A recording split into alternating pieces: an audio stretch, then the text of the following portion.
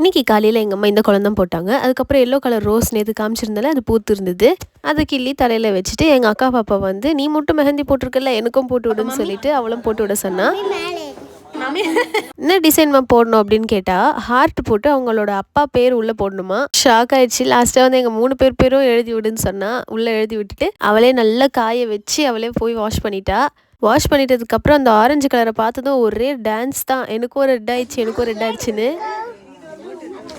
அப்புறம் எங்கள் அக்கா டீ போட்டு கொடுத்தாங்க. சூடாக குடிச்சிட்டு இப்படி நல்லா போயிட்டு இருந்தது. திடீர்னு வந்து எங்கள் அக்கா ஊருக்கு கிளம்புறேன்னு சொல்லிட்டாங்க. அடுத்த மாதம் வருவியா? இப்போதான் வந்த மாதிரி இருந்தது. அதுக்குள்ளே டைம் போனதே தெரியல. எல்லாருக்கும் பாய் சொல்லிட்டு அவள் கிளம்புற மைண்ட்லேயே இருந்தா.